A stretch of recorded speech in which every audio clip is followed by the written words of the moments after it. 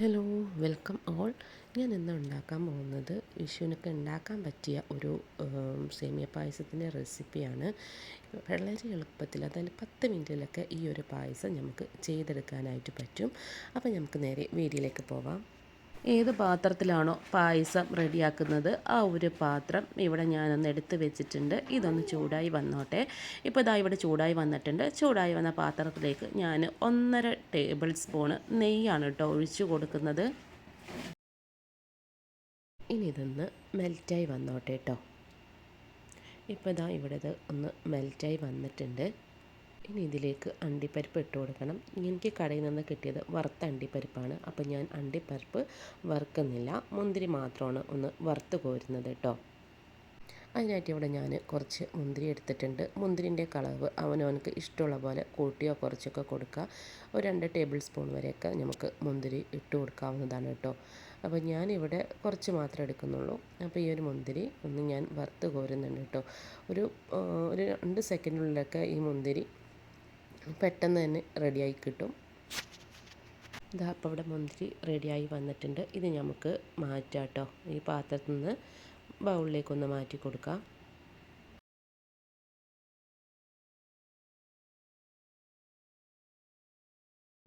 ഇനി ഈ ഒരു നെയ്യിലേക്ക് ഞാൻ 1/4 കപ്പ് സേമിയാണ് എടുത്തിട്ടുള്ളത് കേട്ടോ. നിങ്ങൾക്ക് സേമിയക്ക് കൂടുതൽ വേണമെന്നുണ്ടെങ്കിൽ നിങ്ങൾക്ക് 1 കപ്പ് വരെയൊക്കെ എടുക്കാം കേട്ടോ. ഇവിടെ ഞാൻ 1/4 കപ്പ് സേമിയാണ് എടുത്തിട്ടുള്ളത്. അത് ഞാൻ വറുത്ത സേമിയാണ് എടുത്തിട്ടുള്ളത്. വറുത്തതാണെങ്കിലും വറുക്കാത്തതാണെങ്കിലും ഈ ഒരു നെയ്യിലിട്ടിട്ട് കുറച്ച് നേരം വറുക്കുന്നത് പായസത്തിന് നല്ല പോലെ ടേസ്റ്റ് കിട്ടും. അപ്പോൾ ഇതുപോലെ ഒന്ന് വറുത്തെടുക്കുക കേട്ടോ. ഇനി വറുക്കാത്ത സേമിയാണ് നിങ്ങൾ വാങ്ങുന്നതെങ്കിൽ അതിൻ്റെ കളർ ചേഞ്ച് ആവുന്നത് വരെ ഒന്ന് വറുത്ത് കോരി എടുക്കണം.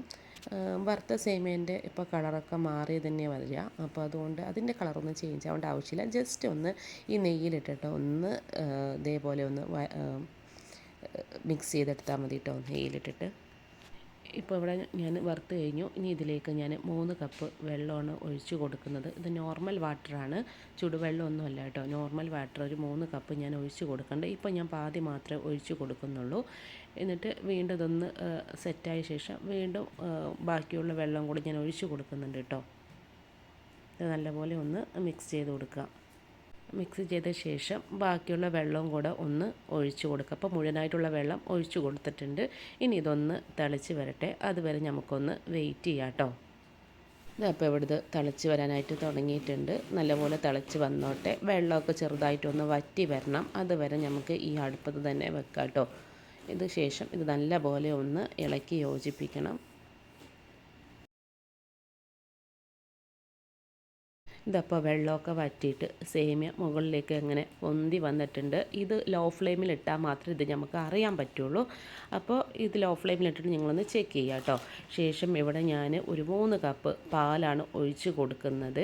പാല് ഫുൾ ഫാറ്റ് മിൽക്കാണെന്നുണ്ടെങ്കിൽ 2 മുതൽ 2.5 കപ്പ് വരെ ഒഴിക്കുക. അല്ല നോർമലായിട്ടുള്ള ലോ ഫാറ്റ് മിൽക്കാണെന്നുണ്ടെങ്കിൽ നിങ്ങൾക്ക് 3 കപ്പ് വരെ ഒഴിക്കുക കേട്ടോ. ഇവിടെ ഞാൻ 3 കപ്പ് പാലാണ് ഒഴിച്ച് കൊടുക്കുന്നത്.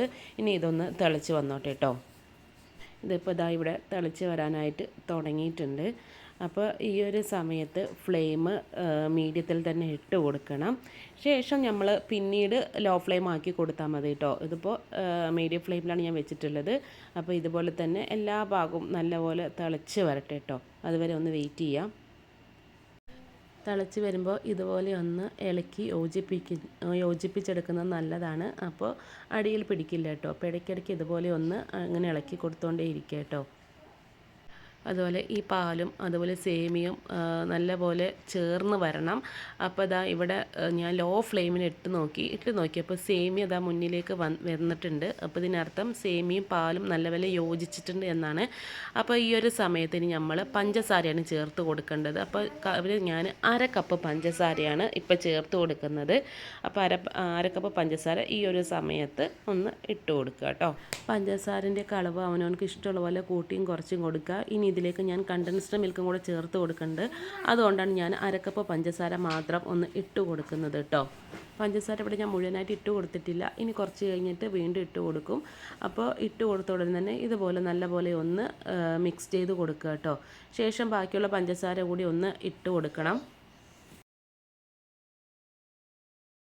ഇപ്പോൾ ഇതാ ഇവിടെ പഞ്ചസാരയും കൂടി ചേർത്ത് കൊടുത്ത ശേഷം ഇത് നല്ലപോലെ ഒന്ന് മിക്സ് ചെയ്തെടുക്കുക. ഇനി പഞ്ചസാര ചേർത്ത ശേഷം ഇത് നല്ലപോലെ ഒന്ന് തിളച്ച് വരട്ടെ, അതുവരെ നമുക്കൊന്ന് വെയിറ്റ് ചെയ്യാം കേട്ടോ.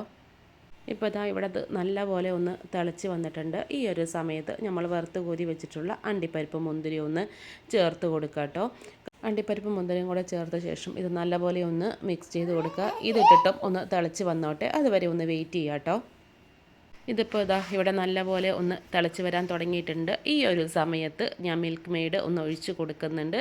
നിങ്ങൾക്ക് മിൽക്ക് മെയ്ഡ് ഇല്ല എന്നുണ്ടെങ്കിൽ പഞ്ചസാര 3/4 കപ്പ് വരെ നിങ്ങൾക്ക് എടുക്കാം. ഞാൻ ഇവിടെ കണ്ടൻസ്ഡ് മിൽക്ക് ഒരു 200 ഗ്രാം കണ്ടൻസ്ഡ് മിൽക്ക് ഒന്ന് ചേർത്ത് കൊടുക്കുന്നുണ്ട്. അതും കൂടെ ചേർത്തിട്ട് ഇത് നല്ലപോലെ ഒന്ന് മിക്സ് ചെയ്തെടുക്കണം. മിക്സ് ചെയ്ത ശേഷം ഇത് നല്ലപോലെ ഒന്ന് തിളച്ച് വരട്ടെ കേട്ടോ. മിൽക്ക് മെയ്ഡ് ചേർത്ത ശേഷം ഇത് നല്ലപോലെ ഒന്ന് തിളച്ച് വന്നിട്ടുണ്ട്. അപ്പോൾ ഈ ഒരു സമയത്ത് ഒരു ഫ്ലേവറിന് വേണ്ടിയിട്ട് ഞാനൊരു 1/2 ടീസ്പൂണ് ഏലക്ക പൊടിച്ചതും കൂടെ ഒന്ന് ചേർത്ത് കൊടുക്കുന്നുണ്ട്. ഇതിൻ്റെ ഫ്ലേവർ ഇഷ്ടമുള്ളവർക്ക് മാത്രം ചേർത്ത് കൊടുത്താൽ മതി. എനിക്ക് അതിൻ്റെ ഫ്ലേവർ ഇഷ്ടമാണ്, അതുകൊണ്ടാണ് ഞാൻ 1/2 ടീസ്പൂൺ വരെ ചേർത്ത് കൊടുക്കുന്നത്. നിങ്ങൾക്ക് ഇഷ്ടമല്ലെങ്കിൽ ഇത് സ്കിപ്പ് ചെയ്യാവുന്നതാണ് കേട്ടോ. അതും കൂടെ ചേർത്തിട്ട് ഇത് നല്ലപോലെ ഒന്ന് മിക്സ് ചെയ്തെടുക്കുന്നുണ്ട്. ഏലക്കപ്പൊടിയും കൂടെ ചേർത്ത ശേഷം ഇപ്പോൾ ഇതിവിടെ നല്ലപോലെ തിളച്ച് വരാനായിട്ട് തുടങ്ങിയിട്ടുണ്ട്. ഇത് കുറച്ച് നേരം തിളച്ചോട്ടെ കേട്ടോ, എന്നാൽ മാത്രമേ ഇതെല്ലാം ഒന്ന് യോജിച്ച് വരുള്ളൂ. അപ്പോൾ കുറച്ച് നേരം ഒരു 2-3 മിനിറ്റ് ഇതുപോലെ തന്നെ ലോ ഫ്ലെയിമിലിട്ടിട്ടൊന്ന് തിളപ്പിച്ചെടുക്കുക കേട്ടോ. ഇന്ന് തിളപ്പിച്ചെടുത്ത ശേഷം ഫ്ലെയിം ഒന്ന് ഓഫ് ചെയ്ത് കൊടുക്കണം. ഇപ്പോൾ ഞാനിവിടെ ഫ്ലെയിമൊക്കെ ഒന്ന് ഓഫ് ചെയ്ത് കൊടുത്തിട്ടുണ്ട്. ഓഫ് ചെയ്ത് കൊടുത്ത ശേഷം ഇതുപോലെ നല്ലപോലെ ഒന്ന് ഇളക്കി കൊടുക്കണം. അങ്ങനെ ഇളക്കി കൊടുക്കുകയാണെന്നുണ്ടെങ്കിൽ ഒരു 2 മിനിറ്റ് അല്ലെങ്കിൽ 1 മിനിറ്റോളം ഇതുപോലെ ഇളക്കി കൊടുക്കുകയാണെന്നുണ്ടെങ്കിൽ നമ്മുടെ പാലിങ്ങനെ പാട കെട്ടില്ല. അതിന് വേണ്ടിയിട്ടാണ് ഇങ്ങനെ ഞാൻ ഇളക്കി കൊടുക്കുന്നത് കേട്ടോ. അപ്പോൾ ഇത്രയേ ഉള്ളൂ ഇന്നത്തെ ഒരു വീഡിയോ. ഈ ഒരു വീഡിയോ ഇഷ്ടമായാൽ ലൈക്ക് ചെയ്യുക, ഷെയർ ചെയ്യുക, സബ്സ്ക്രൈബ് ചെയ്യുക കേട്ടോ. അപ്പോൾ അടുത്ത വീഡിയോയിൽ കാണുന്നത്. Love you and by.